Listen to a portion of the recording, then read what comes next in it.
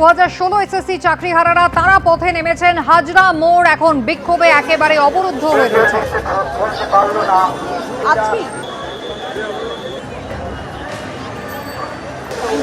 পুলিশের ব্যারিকেড, প্রচুর সংখ্যক মহিলা পুলিশ কর্মী মোতায়েন রয়েছে। হাজরা মোড় এই মুহূর্তে অবরুদ্ধ। কৃষ্ণেন্দু অধিকারী সরাসরি রয়েছেন আমাদের সঙ্গে। কৃষ্ণেন্দু, প্রথমে ছবিটা দেখাই, এই যে হাজরার মোড়ে যারা চাকরিহারা, যারা এখনো পর্যন্ত ডিআই এর তালিকায় নাম নেই, যারা স্কুলে যেতে পারছেন না, সেই শিক্ষক এবং শিক্ষাকর্মীরা রীতিমতো রাস্তায় বসে বিক্ষোভ দেখাচ্ছেন এবং সেই রাস্তায় বসে সেই বিক্ষোভ দেখাচ্ছেন, সেই ছবি তুমি দেখতে পাচ্ছ।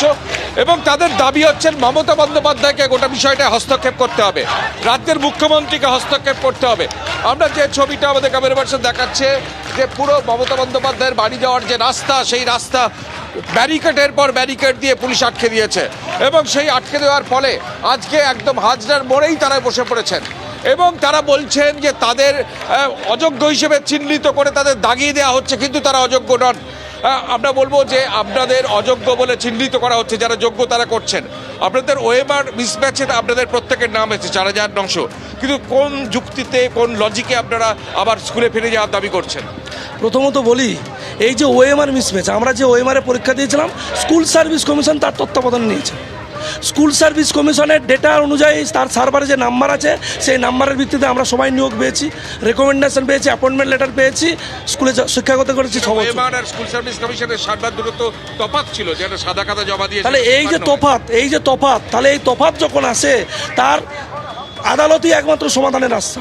তাহলে সেই আদালত বলছেন যে সিবিআই যে তথ্যটা দিয়েছে, যেখানে ওএমআর ডিসপুটেডের কথা বলা হচ্ছে, সেই তথ্যদের কোনো সত্যতা এখনো প্রমাণ হয়নি বা প্রমাণ আদরেও হবে না। আপনারা কি করবেন এখন? আমরা দেখুন, আমরা অবশ্যই প্রশাসনের সাথে কথা বলেছি, ওনারা একটা সময় দিয়েছেন। এখনই আমি কথা বললাম, বললো 10 মিনিট সময় দিন। আমাদের আর পিছন দিকে ফিরার তাকানোর নয়, আমরা খাদের কিনারা নয়, প্রকৃত অর্থে খাদে পড়ে রয়েছি। তাই আমরা হয়তো ব্যারিকেড ভেঙে মাননীয় মুখ্যমন্ত্রীর বাড়ির সামনেই আমাদেরকে যেতে হবে, আমাদের ওখানে আমরণ অনশনে যেতে হবে, কারণ এরপরে আমাদের মৃত্যুবরণ করা ছাড়া রাস্তা নেই।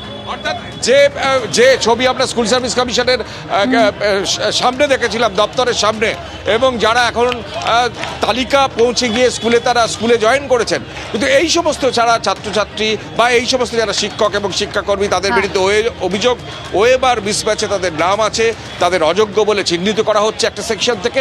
তারাই আজকে যোগ্য হিসেবে তাদের চিহ্নিত করে তারা স্কুলে ফেরার আর্জি জানাচ্ছেন, সেই ছবি আমরা দেখতে পাচ্ছি সরাসরি। পেহেলগাঁও হামলা এবং উদ্ভূত পরিস্থিতি নিয়ে পিএমএলএন প্রধান নওয়াজ শরীফের সঙ্গে বৈঠক করলেন পাক প্রধানমন্ত্রী শেহবাজ শরীফ। কূটনৈতিক স্তরে পদক্ষেপ নিয়ে দুদেশের মধ্যে শান্তি প্রতিষ্ঠা চান নওয়াজ শরীফ। পিএমএলএন সূত্রে এমনটাই খবর। ভারতের বিরুদ্ধে কোনো আগ্রাসী পদক্ষেপ চান না নওয়াজ শরীফ। পিএমএলএন সূত্রে এমনটাই জানা যাচ্ছে। কূটনৈতিকভাবে দুদেশের মধ্যে সমস্যার সমাধানের ওপরই তিনি জোর দিয়েছেন।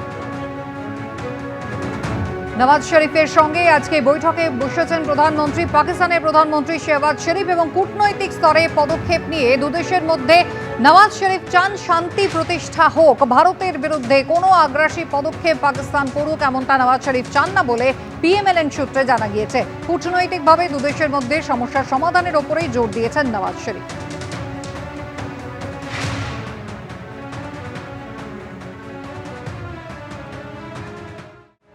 এবার পাকিস্তানের ইউটিউব চ্যানেলও ব্যান করলো ভারত। এর আগে নিষিদ্ধ করা হয়েছে পাকিস্তান সরকারের সোশ্যাল মিডিয়া, পাক সংবাদ মাধ্যমের সোশ্যাল সাইট। কেন্দ্রীয় স্বরাষ্ট্র মন্ত্রকের সুপারিশে ডন নিউজ, সামা টিভি, আরই নিউজ, জিও নিউজ সহ 16টি ইউটিউব চ্যানেল নিষিদ্ধ করা হলো। পেহেলগাঁও হামলার পর থেকে ইউটিউব চ্যানেলগুলির মাধ্যমে লাগাতার উস্কানিমূলক, বিভ্রান্তিকর, ভুল তথ্য সম্প্রচারের অভিযোগ উঠছে, আর সেই কারণেই নিষিদ্ধ করা হয়েছে 16টি পাকিস্তানি ইউটিউব চ্যানেলের সম্প্রচার।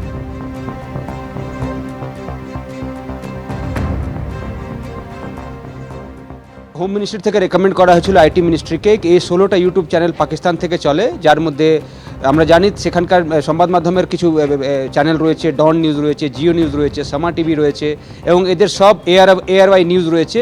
এবং এই সব চ্যানেলগুলো ইউটিউবে দিয়ে মিস ইনফরমেশন ছড়াচ্ছিল, ভারতের বিরুদ্ধে মিস ক্যাম্পেইন এবং ফেক নিউজ ছড়ানোর জন্যে রেকমেন্ড করেছিল স্বরাষ্ট্র মন্ত্রক আইটি মিনিস্ট্রিকে বন্ধ করার জন্য, এবং সেই অর্ডার অনুযায়ী এই 16টি ইউটিউব চ্যানেল ভারতে বন্ধ করে দেওয়া হয়েছে।